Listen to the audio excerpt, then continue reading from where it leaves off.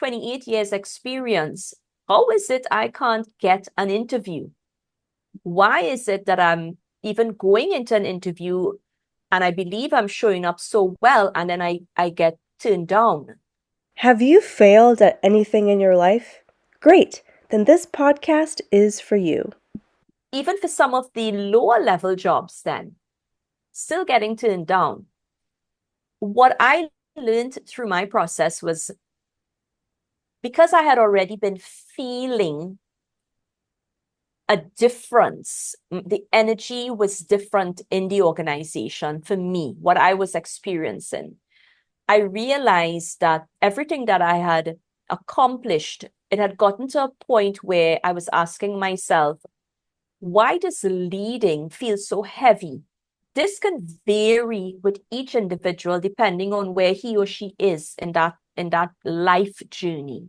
My advice would be to really allow yourself to be open and to do the reflective work that is necessary to look within. For Mm. me, I can say with 100% certainty, it was divine intervention because I knew what was happening. I knew how I was feeling, but for nothing was I going to make the tough decision to walk away. So guess what?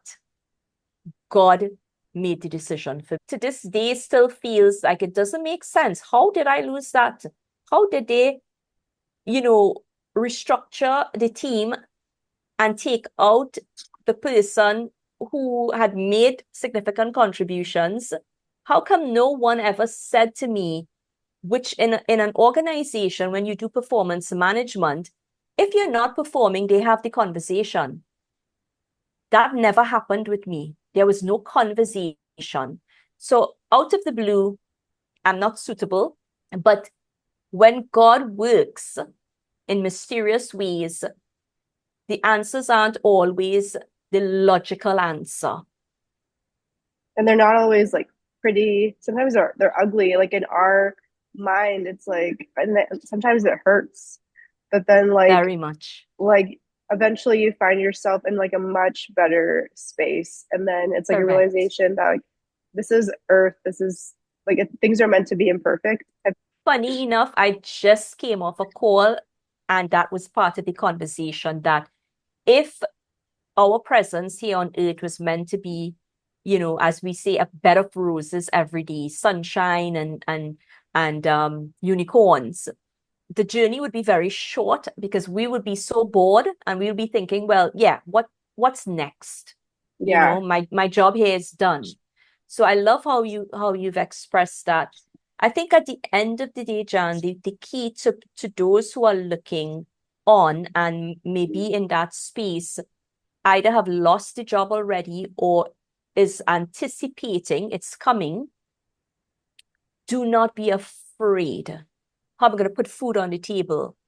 But do not be afraid because, especially if you believe in a higher power, whatever your form of source is, know that you are never given more than you can bear. If it is you're put in that position, is because there is something better on the horizon. You would not see it at that point in time, but you have to believe and you have to lead with lead from a place of faith and not fear. Connect with your inner self, inner child, and understand, what is really your purpose. Is the job that you were in satisfying that purpose, that desire that you have? The vision you have for your future, is that job really creating that? Or are you recognizing that the energy is low, that your intuition is saying, this is not, this served its purpose and it's time to move on? it's unfortunate to say, but I really hope that people who are feeling that like the vibes of the workplace are changing, and that like something suspicious type of thing, or unfortunately if they've lost their job, that they watch this and they recognize that it's to slow down, to kind of ground yourself, to tap into, to speak to whoever your divine Mm-hmm. is. Being too scared about like bills and things, which is hard when you have a family, even when you have a pet, to feed. I mean, even just Absolutely. that, that's really tough. Before we sign up, I want to talk about feminine leadership. I think most women in the workplace, we feel like we have to kind of be more masculine and Mhm. kind of match that energy. Most of us are in kind of male dominated roles, Yes. or even when we're not, when it's female dominated and we want to kind of climb up the hierarchy, that's kind of a masculine type of thing to want to be Hmm. the alpha of people. And it's normal. It's normal to be competitive. I had a call with this prospective client. It's a great opportunity, but all men, all like, like New York. I was on this like Zoom with them, and I'm kind of like I'm an artist, that kind of aggressive like Yes. corporate conversation. And then initially I was like, whoa, I don't know, I don't think this is going to work. But then as the call kind of progressed, I kind of realized my strength, that what, Hmm. I can kind of like tone this down a bit to like my level, so I can kind of think properly, add my own spin. And if it doesn't vibe with them, then Okay. everybody walks away unscathed. But if I need to be authentic to myself if this is going to work. What a great example that you shared there, to acknowledge or recognize the switch, something had changed. I didn't know at that time that was feminine energy, right? I just realized that I wanted to collaborate with people more. I wanted to really have a more inclusive environment. I wanted to be more creative, as well as I wanted to stop this competitive way of operating, because for 28 years I was, competing, and I never felt creative. I was just going through the motions of doing, what I had to do. Very system oriented, very process driven. Mm-hmm. And that's the masculine energy. It is the like a pushing, the controlling. like a manual type of thing, like do these Yes, steps, and that's yes, all you, that's it. exactly. Now, don't get me wrong, masculine energy has its place. Mhm. Let's be honest, if we are in business, as an example, or if you're in corporate, I mean, there are targets that have to be met. It is about making money. So you to be successful, you must have systems and processes. You must be organized and have structure, right? There's discipline that comes with that. Too much of it is dangerous. And likewise, too much ease and flow that comes with feminine energy is also dangerous. So we Mhm. must find a sweet spot. Where are we getting the balance? And a lot of people, I think that's where they fall down, because they think it's one or the other. So many corporate women, especially, um, and even businesswomen, to be quite frank, in terms of the women I am encountering right now, success has strictly, they've gotten to success by being in their masculine, controlling, pushing, competing, right? And you see it, you hear it when they speak. There's that aggressive speak, right? And they're not relaxed, you know, the shoulders are hunched because there's tension. And they can't really have the powerful presence because their mind is constantly working on, okay, so if I use this as an example, the person might be thinking, what's my next appointment? Oh my gosh, look at the time. I need to wrap this up. And Like you a never rom-com type of really, thing. yes, That like, yeah, that main character of like, oh, like, I don't have exactly time for so. like a personal life type thing. Exactly.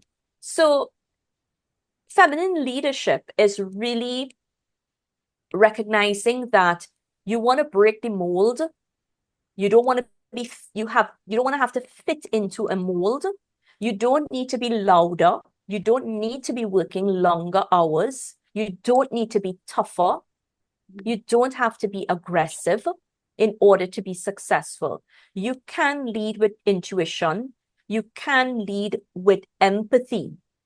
I think men and women need to demonstrate empathy. There is a place for empathy in leadership. And I like to speak about authentic leadership, aligned leadership, because there's that need for alignment between having a powerful presence where, your emotional intelligence and things like that come into play, having freedom and flow so you can really trust your intuition and be in that state, and also having impact and influence. So I base it on three pillars, and the intersection there is really aligned leadership, because every decision we make must come from a place of alignment, and they must be aligned to our core values. Otherwise, decision making becomes very hard. Have you noticed when sometimes you need to make that decision and you're really struggling? There's Yeah. like two persons on the shoulder, right?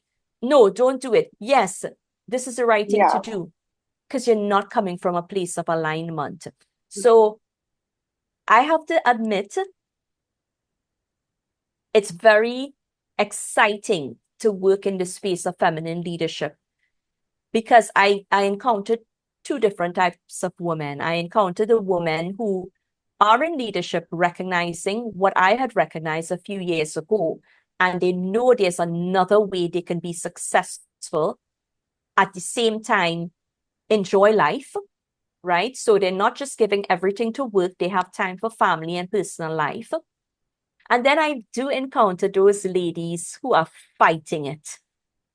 They believe feminine leadership doesn't exist. A lady said to me recently, "Why are you stereotyping masculine, feminine? We have evolved as a world.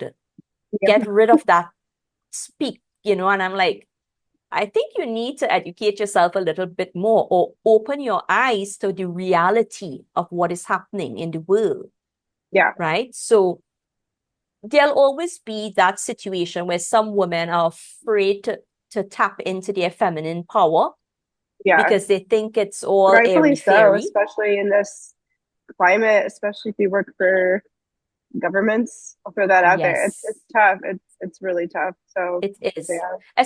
Especially when you know who you are and you are true to your values and you want to stand up and take empowered action, you can very quickly get cut down, and that is going to demotivate you. It's going to derail you, and then you give up and you just literally go along, but you're unhappy inside.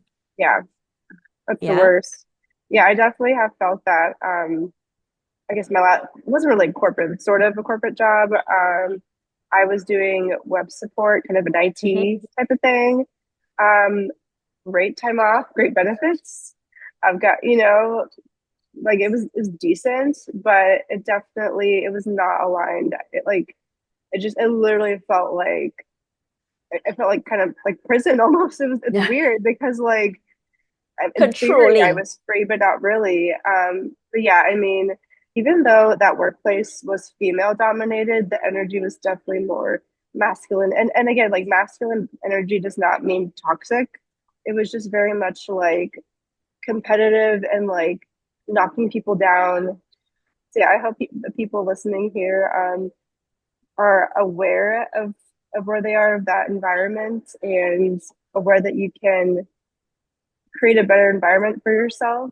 it's Uh, it's the key is to be self-aware and to really be open to what is happening around you. So um not walking around with your eyes closed, essentially. yeah, Be open, observe what notice what you're noticing, essentially, and seek the guidance, the support that you may need if this is strange to you, and you want to operate from a different place.